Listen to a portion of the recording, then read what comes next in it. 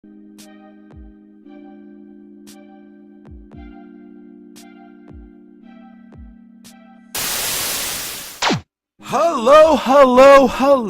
everybody. I am Statius Maximus Elpico Supremo with extra cheese, your private investigator on the railroads of love, MrKaPao. How y'all doing? We are going to be playing a little more Love on the Peacock Express, which is a indie dating sim where we take on the role of a spunky female investigator with an eye out for the ladies. In fact, the older ladies. Part of our month of awkward love. Let's get it on.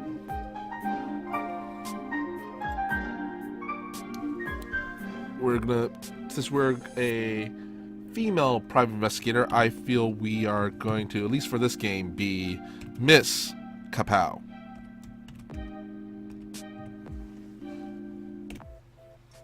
There we go. A light breeze slips through the kite station as the Peacock Express pulls up on the tracks.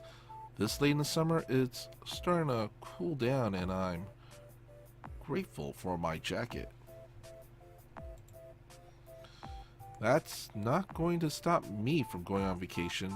I've been waiting for months. Please line up for the train in a orderly fashion. The conductor will take your passes one at a time. Despite her request, the crowd surges forward, jostling me into the very center. Dodging bags and wayward elbows, I squeeze my way into the actual line as the door to the train slides open. It's a full week's trip from start to finish, weaving around the country with stops in half a dozen major cities.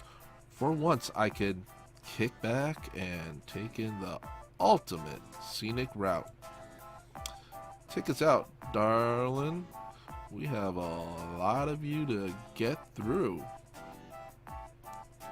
The conductor fills the doorway with a burst of flair and color.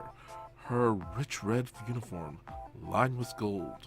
She winks when I catch her eye, and heat rushes up to my face.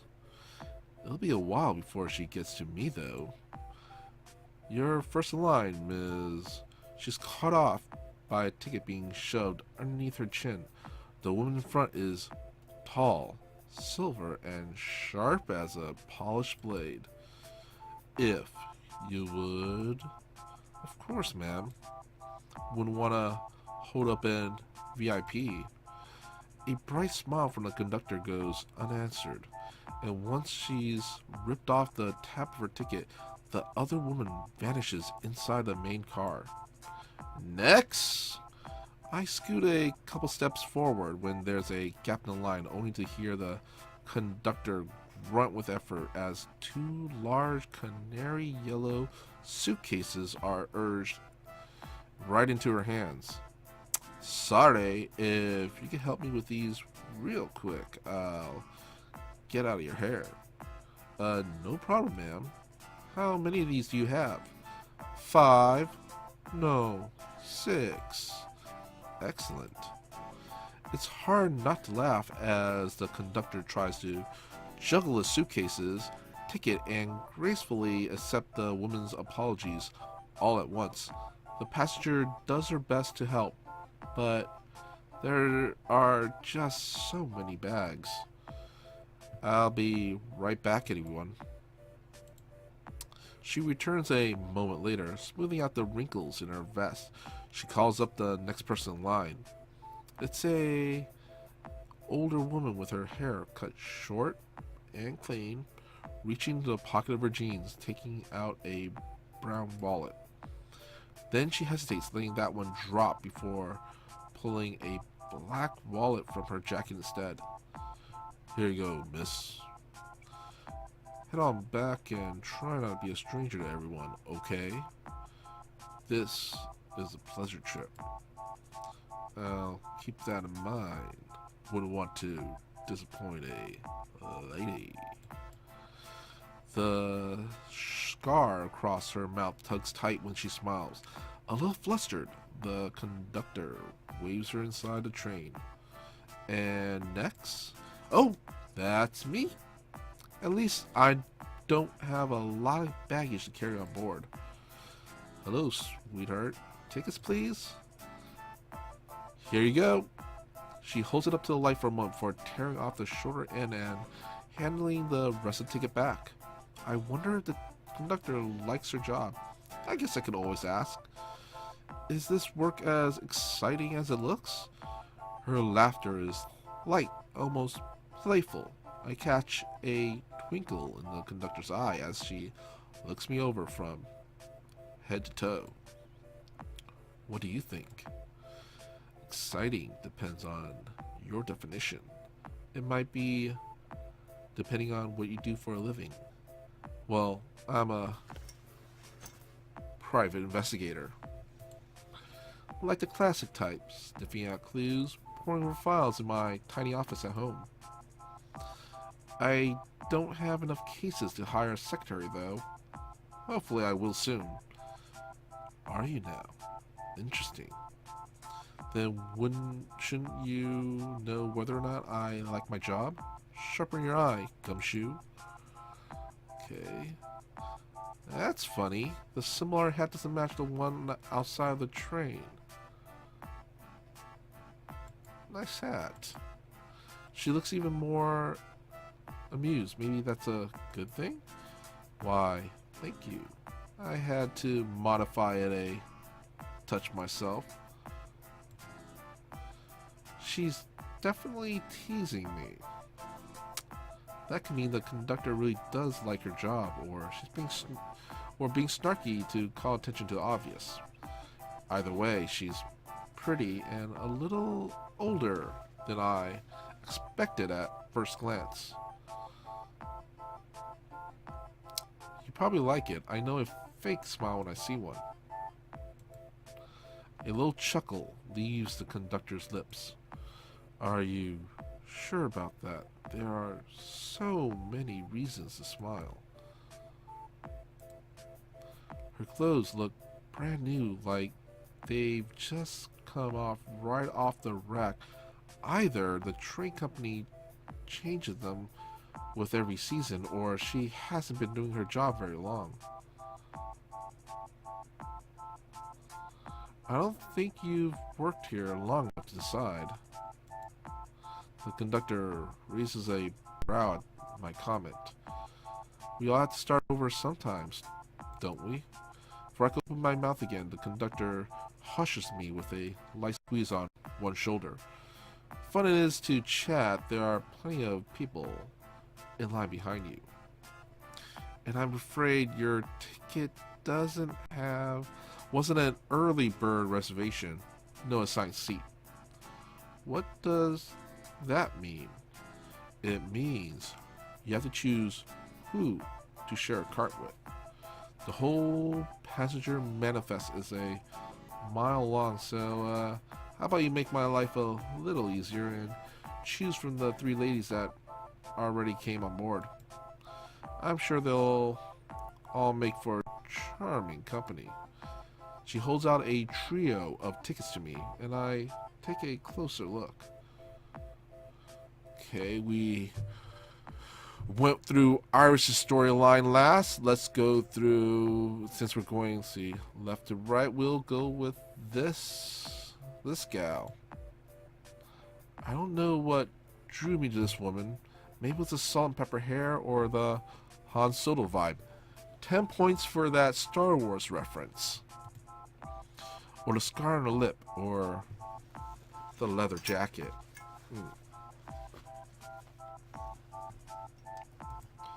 I point to the ticket. This one? The conductor smiles at me. I wonder if she finds something funny. I see. Very well. Thank you for your patience. As we get everyone on board, I hope you enjoy your trip. She ushers me along with the cold courtesy of a real professional, and I find myself inside.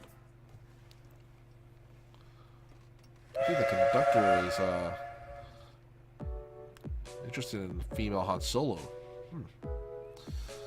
I didn't realize a chill was settling into me till I got further inside the train and I relaxed in the warmth.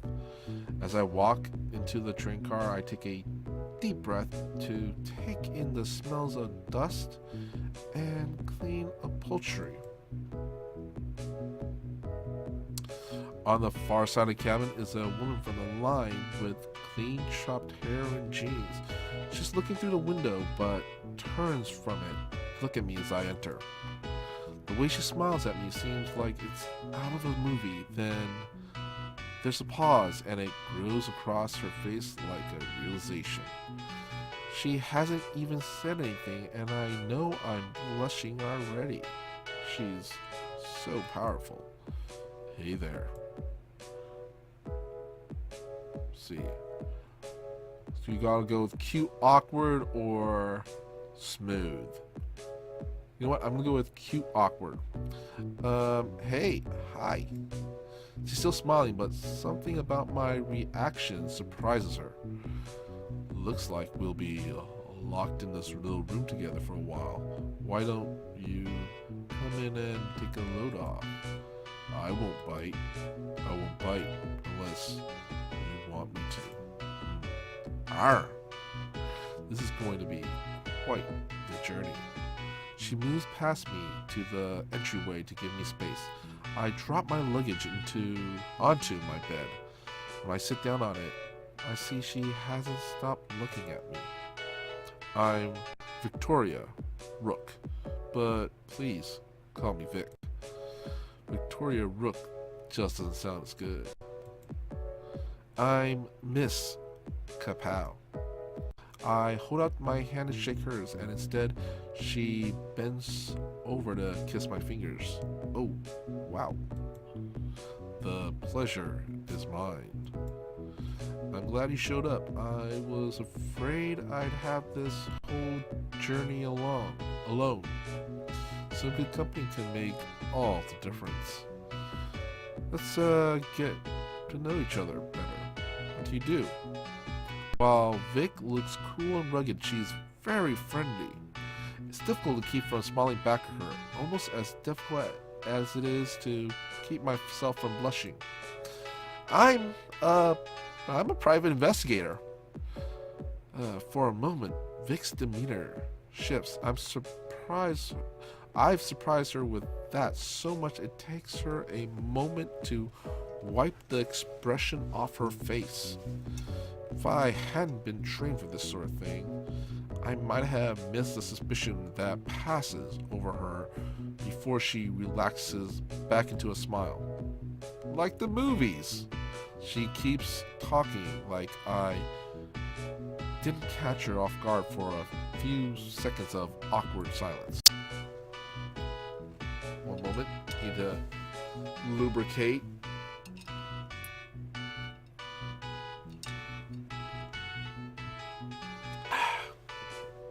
Should I bring it up?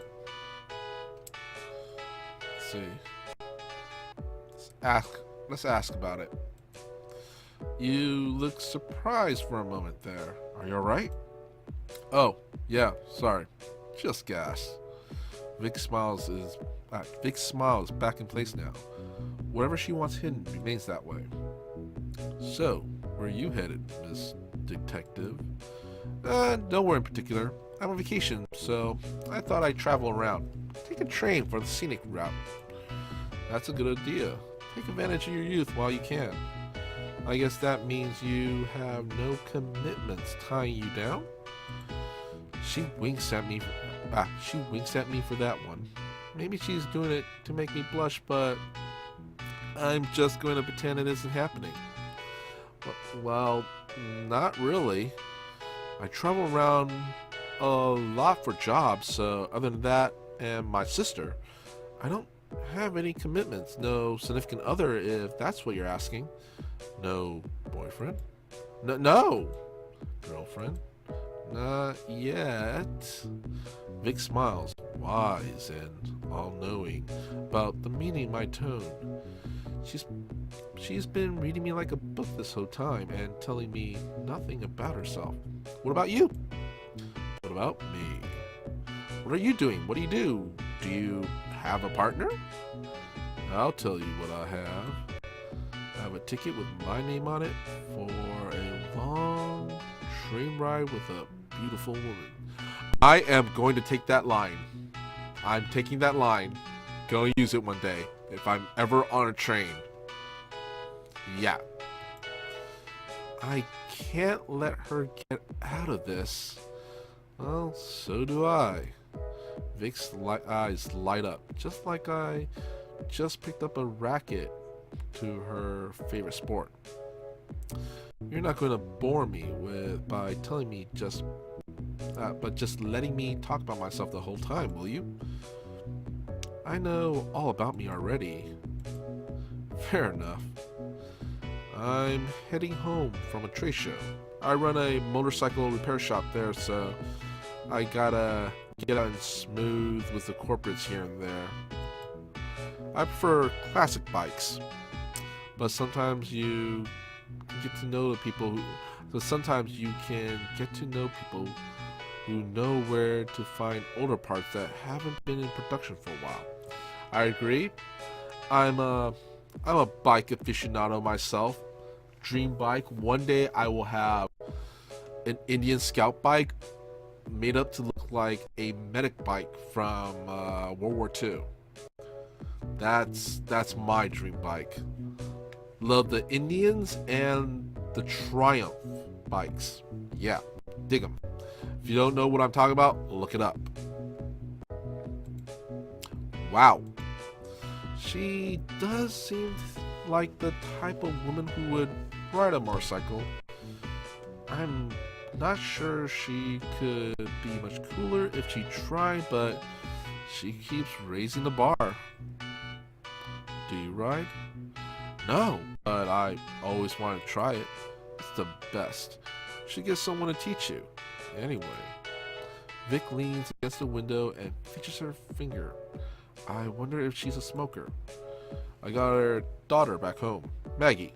She's turning 18 this year. This comes to a surprise to me. She seems like such a rugged, independent woman. According to Vic's expression, my reaction is obvious on my face. I know what you're thinking, that Vic seemed more like a drifter, the love him and leave him type, right? There wasn't any marriage, no romance to it. One day it was just me, and then it was me and her. Sometimes in life, these things just happen. I wouldn't judge anyone for doing it different, but slowing down with her was the best decision I ever made. There's sentimental distance in her gaze and warmth in her tone. I can tell you really love her. Vic smiles, but she also seems embarrassed. Yeah, I do. I miss her when I take these trips, so I appreciate the company. You mentioned you have a sister. You close? Think so, although our relationship is a little unusual. Our folks weren't around, so I did my best to take care of her on my own. So, you gotta be her honorary mom. Well, I try my best, but I'm not sure how much responsibility I could take for her growing up, but she's great. I bet she is. Raising someone is a learning experience for you as much as it is for them.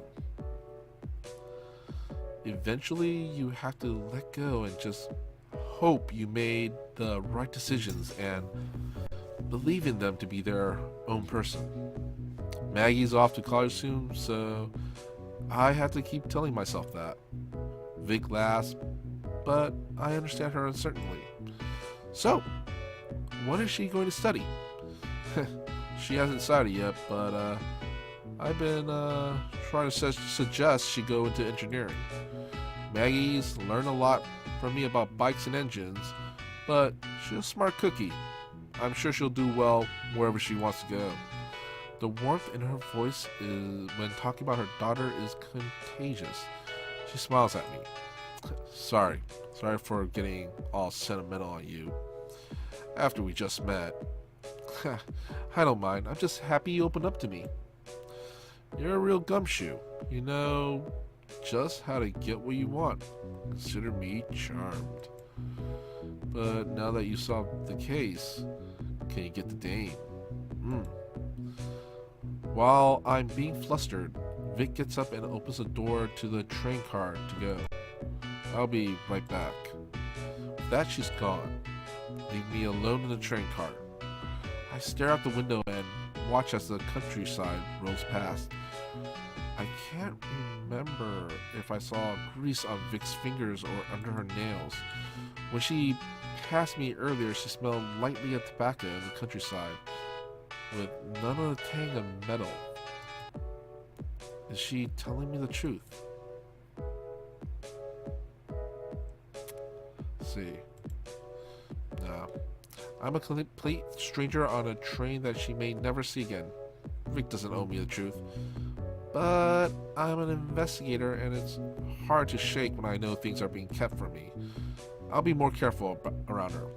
I lay back in bed and watch the clouds go by through the window. Now and then a power line or tree cuts across the panorama.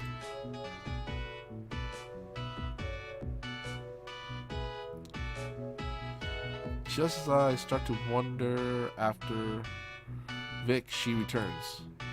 I see her expression shift into an easygoing smile when she catches my eye. Hey there, did you miss me? I was starting to wonder if you got lost. Vic laughs and nearly loses her smile into a grimace. I nearly did.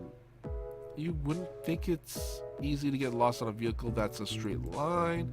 Anyway, where are we? I think you're about to tell me more about your sister? Sure, she just graduated from high school. She's around the same age as your daughter. I talk about my sister a little bit, sharing a little information of value while I watch Vic. She looks at the bed and she considers sitting, but she doesn't. Instead, she leans against the wall of the cabin. She's really into programming computers. I don't understand it, but I'm glad she's found something that makes her happy. I had to get her to make me an email account. When I stop talking, Vic doesn't notice right away. She simply rests there, her eyes closed, a telltale pinch between her eyebrows. I count the seconds on my fingers to see how long it takes her until I run out of hands and feet. Vic? Yes? She says it so sweetly, as if there was nothing that I caught her doing. Are you alright? You look like you're in pain. Not at all. I'm just tired. Stare at her, and she smiles back at me. She's sticking to her guns, so I let the quiet sit for a while, until she looks away with a laugh. So, Miss Gumshoe, tell me the truth. Are you working an assignment on this train? See, we'll say no. No, Vic nods. Question number 2. If you discovered evidence of a crime, would you feel obligated to report it to authorities? Nah. No. Okay. Vic lets out a long sigh and some tension rolls out of her shoulders. That's a relief. I would like you to help me solve a little mystery. What do you say? Are you slick enough of a gumshoe for the job? Of course I'll help. Let me show you what a professional is capable of. I smile for Vic and she grins back at me. That's the spirit. Alright, I've got to show you something. Hope you're not squeamish. With a hiss and a wince, Vic lifts the hem of her shirt. Ooh. The spotting that has leaked into the bandages across her torso tells me all I need to know. She cleaned it like a professional, but the blood still looks fresh. Vic, how are you still standing? You must be in so much pain. Are you worried about me? That's so sweet. These things happen sometimes when you go to automobile conferences, because that's so dangerous. Vic lets out a strained laugh. As long as you're helping me out, I owe you the truth. I wasn't lying to you when I said that I run a motorcycle shop. There's just more to it than that. The real money comes from my job, my real job. I'm a professional thief. Oh. Vic chuckles, quiet and grim. Yeah, that's the reaction I usually get. So, what now? Do you regret getting wrapped up with me?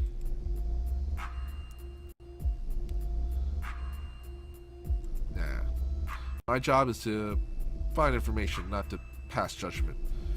I have lines that I might draw, but this isn't one of them. Vic smiles at me. Thanks.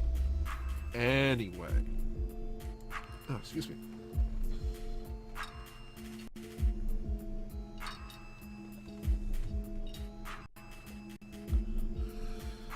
I'm not coming back from a conference. I'm on this train to do a job, as you may have guessed. I was hired to fetch a certain item for a client. A certain item. I suppose you can't tell me what it is? I could tell you, but then I have to kill you. We stare at each other. It's hard to take her seriously when she says stuff like that. Sorry, I know it was low-hanging fruit, but I had to make that joke. I sigh at her. She gives me a sheepish smile before continuing. When I left the car a little while ago, I went to do the handoff. Usually these things are casual, so you don't raise suspicion. Just a couple of random folks in their civvies shaking hands and making a trade. But this time I got there and it was a little girl wearing a mask. Before I get a chance to ask questions, she fucking stabs me and takes off with the goods. So your job is going to be to find that girl in the mask. We have to get to her before the train stops, and she and my job, well, let me start that over. We have to get to her before that train stops, and she and my job, well done, are gone for good. Huh. That's kind of put together, kind of weird. Anyway, she's probably just some kid in over her head, spooked because she doesn't know what she's doing. I used to be that girl too. Vic sighs and touches her stomach with a wince. I feel like I can almost see her for who she really is. Someone scrappy, desperate, and tired.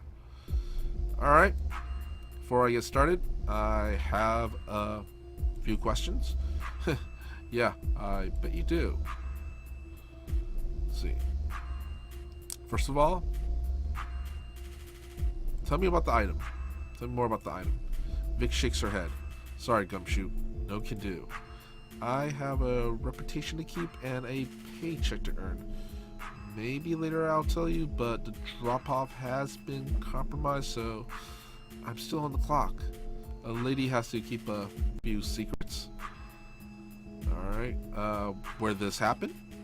Where exactly did this encounter happen? I was supposed to meet with the contact in the cabin at the end of the cart. The girl in the mask was there instead, and that's when she stabbed me and took the stuff. I wonder if my contact was jumped somewhere too. This seems fishy. Do you know anything about your contact? Of course not. That isn't how it works. But like I said, it's usually some dude in jeans and a t-shirt, not a tiny girl in a creepy mask. What about the girl in the mask? You tell me more about the girl who attacked you? Not really. There wasn't a lot of time to take in what was happening. She was short, petite, wearing a hoodie and a creepy burn mask. Did she say anything? Not at all. Not a sound. She just knifed me, checked my pockets, and made a run for it. Can you tell me anything about your employer? Not a lot. I often operate without much information about the person or their situation. They usually just tell me enough to get the job done. But I do have this. The hell? Can't read that. Vic hands me a business card. I look it over. He is a stockbroker? Vic shrugs. Maybe. I don't get paid to know why people want something or what it's for. Can't say I don't get curious though. You've never met the guy? Nope. But that's normal. We just talked on the phone. After exchange, I was going to burn the card and forget this ever happened. We never intend to speak again. Do these complications usually happen in this line of work? Well, yeah.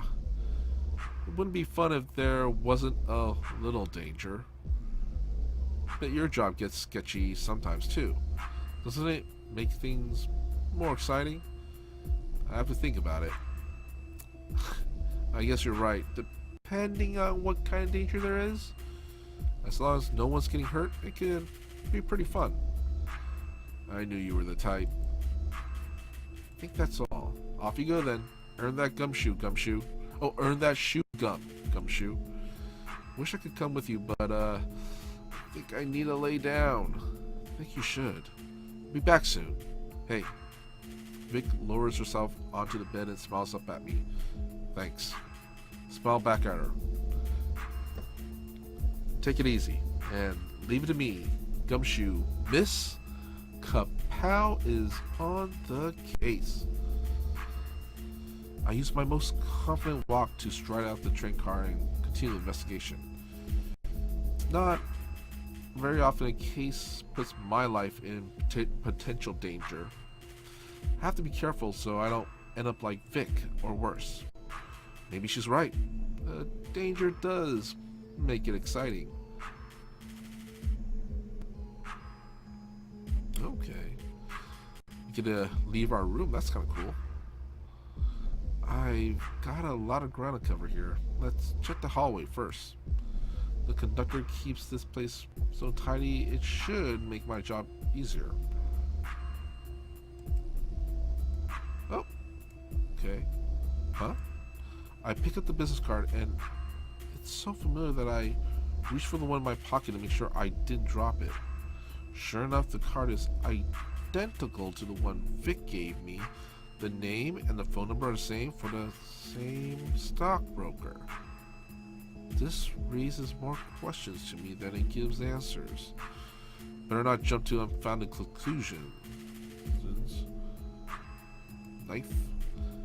That was easy. The knife is still open, so I pick it up carefully by the handle. A red sheen lingers on the blade, turning a rusty color by the time it reaches the hilt.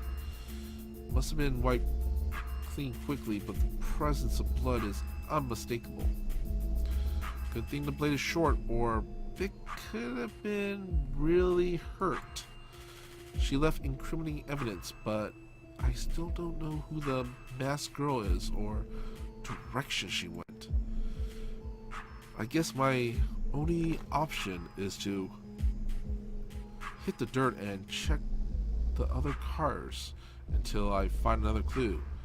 She couldn't have gone too far. The handsome gray fox from the line earlier isn't happy about me intruding onto her space. She lets me snoop around with clear impatience. There's no sign of the masked girl in the small car. The lazy lady hadn't heard anything either, so I move on. The next car has a beautiful, glamorous woman I think I also saw in the line. Her room is cluttered with personal stuff. She's kind of about my intrusion, but she asks a lot of questions about what I'm up to. As soon as I'm sure she's not hiding a masked girl, I slip out. I don't want to be rude, but I can't tell her a client's personal business. I knock on the door to the next car, but no answers. And well, I didn't get to be good on my job by minding my own business. I try the door, it's open, so I let myself inside. I guess it wasn't empty after all. Found you! I surprised her as much as she surprised me. She's small and tense, but I'm between her and the only exit. There's nowhere for her to go. Who are you? Who are you working for? Move! Her voice is so quiet that I can barely hear her, but I don't get a chance to ask her to repeat herself. Get out of the way. Get out of the way or I'll kill you. I'm face to face with the girl's dad, Vic. She's cornered and dangerous. I have to be careful, but I have your knife. Did you have another weapon? It's not that easy to kill a person, and I do know how to defend myself. But maybe I do. You don't sound very confident. The girl deflates as I call her bluff. So what? You a cop? You gonna turn me in? You don't look like a cop. She still has her guard up. She might take off the moment she has the chance. That's because I'm not a cop. I'm an investigator. My job is to get answers, not throw you in jail. As for talking to the authorities, I haven't decided. Why not? Because I don't know what's going on. I don't have the full picture. Why don't you tell me the truth, then I'll decide. She takes a long time looking at me, considering, calculating. Maybe she's not as impetuous as I thought. If I tell you, can I have your word you'll go easy on me? She's trying to negotiate, even when I have her cornered. I'm not interested in ruining the lives of young people, but you'll have to take my word for it. She hesitates. She nods. Okay. She pulls the mask off over her head. Don't turn me in. She's small, about the same age as my sister. Much is still hidden by the hood over her head, and her hair in her face, but the shape of her nose, eyes, and chin reveal a undeniable resemblance, and the age is right. Oh, Vic was stabbed by her own daughter.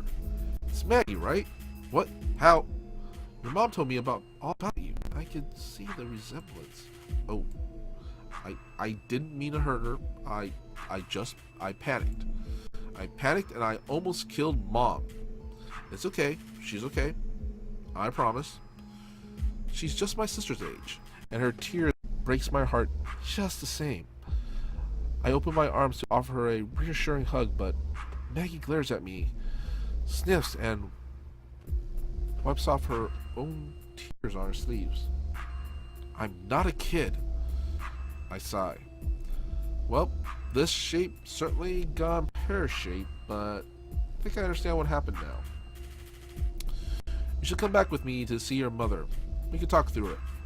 Ugh. I think this one beats any punishment I ever got for sneaking out at night. She's gonna kill me. Wish I could reassure you on how she'll respond, but it's hard to say. I don't know if she had any suspicion that you were involved. But the most important thing to any parent is making sure her kid is safe. I think she'll just be happy to see you. Maggie sniffs and rubs her tears on her sleeves again. Thanks. You're okay. Smile at her. The hardest part of my job is done, but the confrontation that Maggie has to face will be difficult for her and for Vic. She's taking on the challenge bravely because she knows it's right, even though it's hard. I'm so proud of her. Thanks. Let's get going.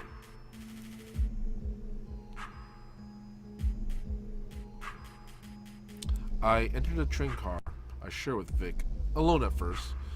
She's lying down and resting, but she opens her eyes to look at me when I come in.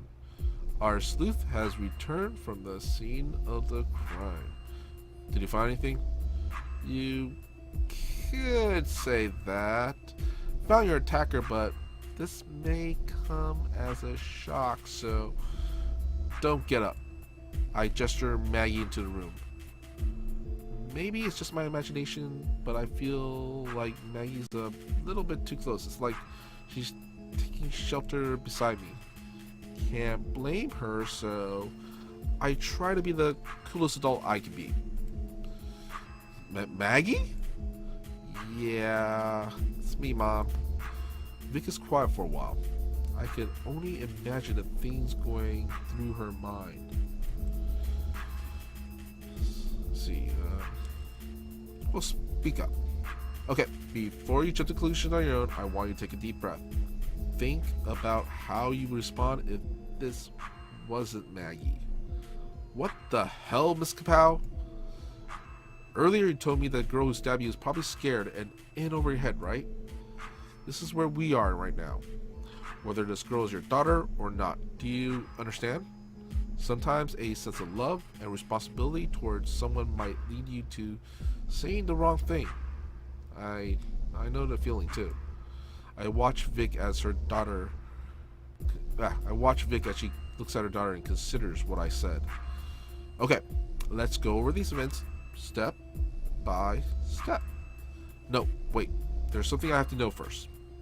Maggie, you're here on a job, aren't you? Yeah. Was it to kill me? No! They're both quiet for a while. Maybe I can shed light on it. I have the weapon here. It's just a small pocket knife.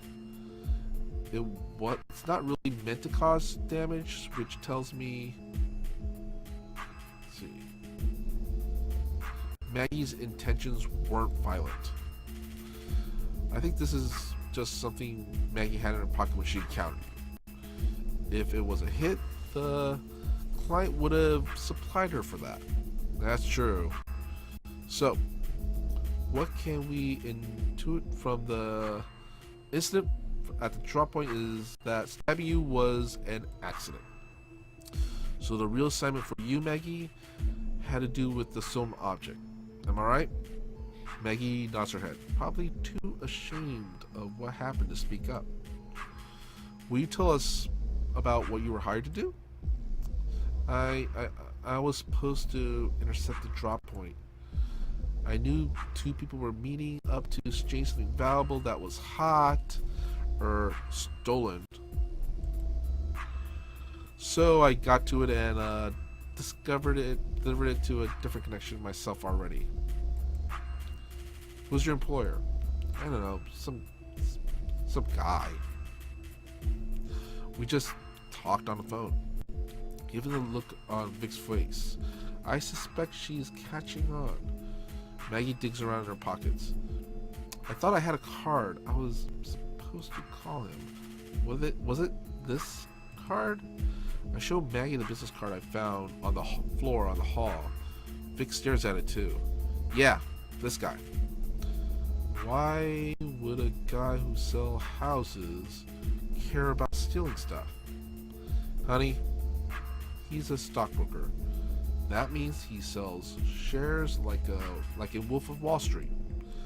If the mark is a key to a corporation, their assets or plans, their values would drop. He could stand to gain a lot of money. Oh, okay. Vic, you know what this suggests? Vic nods. He played me. Is it really possible that he doesn't know you? In my experience, this kind of stuff is the work of someone with a grudge. Nope. It is possible he has no idea about either of us, or even if we're related. I bet this was all ploy so he didn't have to pay me once the job was done. Instead, he could just pay Maggie, who is a rookie and much more affordable hire. We both look at Maggie, who is considering our conversation in silence. I do have a question for you, Mags. Yeah? Maybe this is stupid, but did you know it was me you were going after? Did you want to take something out on me? This brings Maggie back into her guilty silence. It must be more complicated than a simple yes or no answer for her to hesitate like that. Let's see. I'll go with this one. I don't think she knew you were involved. I think when she saw you, she panicked, attacked, precisely because it was you and not a stranger. But I'm no mind reader. Mags, is that true? Yeah. Mags wipes her nose on her sleeves. I didn't mean to hurt you, Mom. I made a mistake. After I ran, I hurt you. I thought, what would I do? What would I do if I killed my own mom? Maggie blubbers into the sleeve of her hoodie, her words becoming more unintelligible. Vic scoops her daughter up in her arms to console her, rubbing Maggie's back and murmuring sweet nothings. With a pang, I miss my sister desperately. For now, at least, I think things will be okay with these two.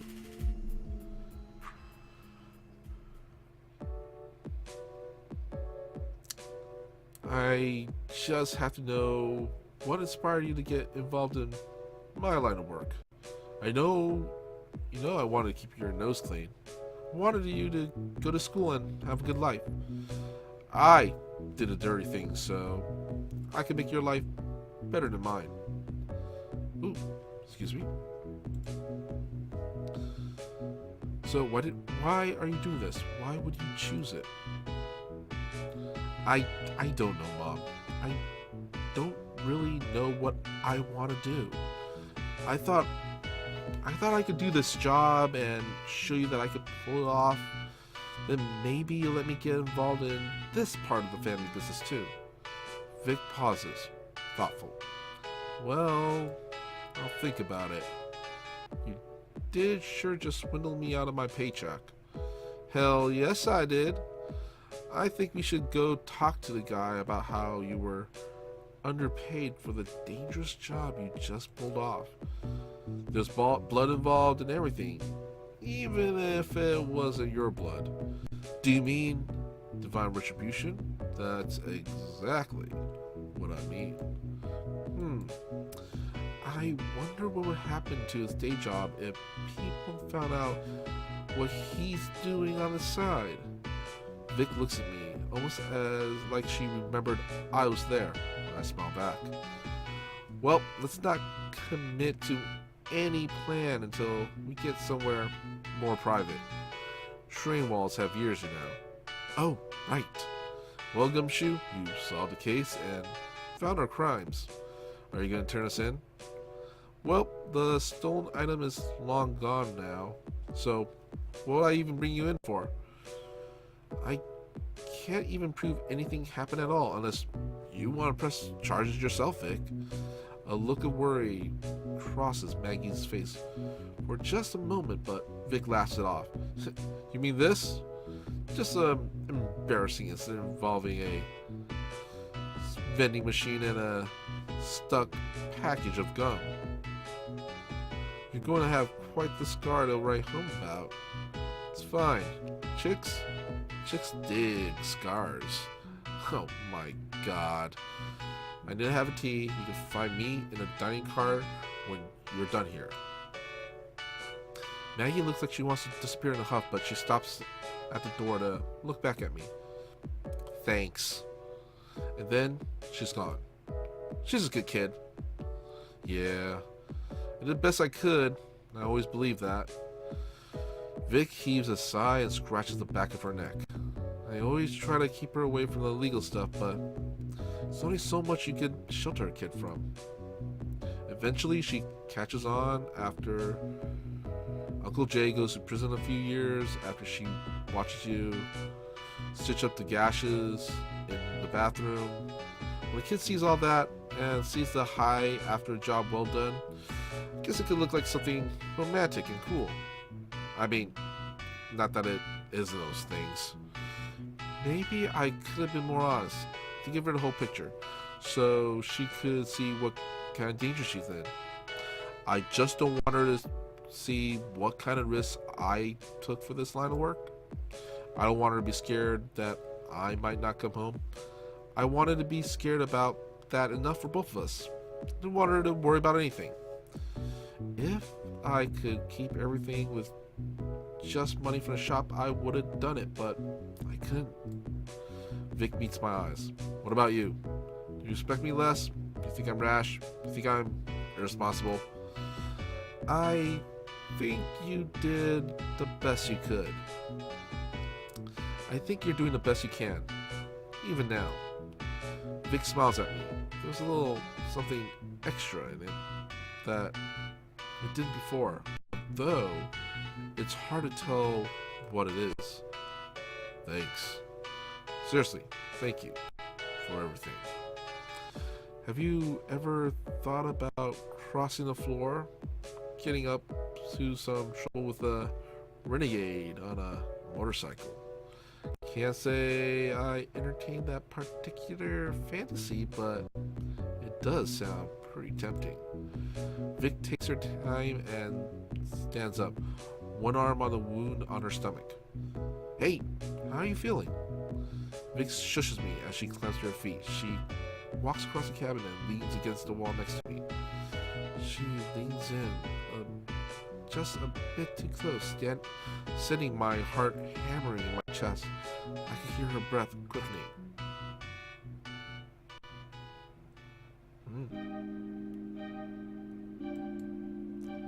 This is usually very sexy, I swear. But under these circumstances, it's just excruciating painful. I think I'm beginning to see through your charms, Miss Rook. I'll have to make up on my own reputation later. Although I could use a new partner in crime, in which case maybe it could be sooner. In spite of her wounds, Vic leans in, shadow casts over me against the wall. She smells lightly of tobacco in the countryside. I let myself lean into her, carrying my own weight, but resting my body against hers. Wish I could, but I'm on vacation. If I pick up a new job while I'm away, my sister would kill me. Vic laughs. Fair enough. But here, just in case. Vic shows me a business card of her own for a motorcycle shop and tucks it into my leather jacket. You can call me if you ever decide to go for a career change, or if you want to get a drink. I can feel the heat of blush on my face, and I was looking so cool until now. Yeah, that sounds great. Then Vic leans in closer. I meet her halfway. With any luck, the rest of my vacation will be just as rewarding.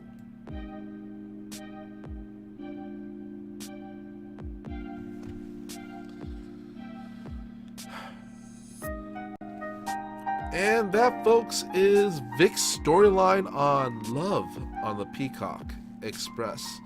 As always, I am MrKaPao. And you can always find me all over social media.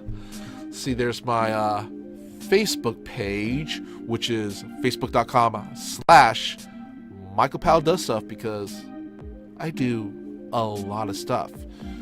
Then you can also find me on Twitter, YouTube, and Instagram, all under at MrKaPao. All one word, MrKaPao. And you can also follow me on Twitter, which is at MPCalamity. So until next time, happy gaming.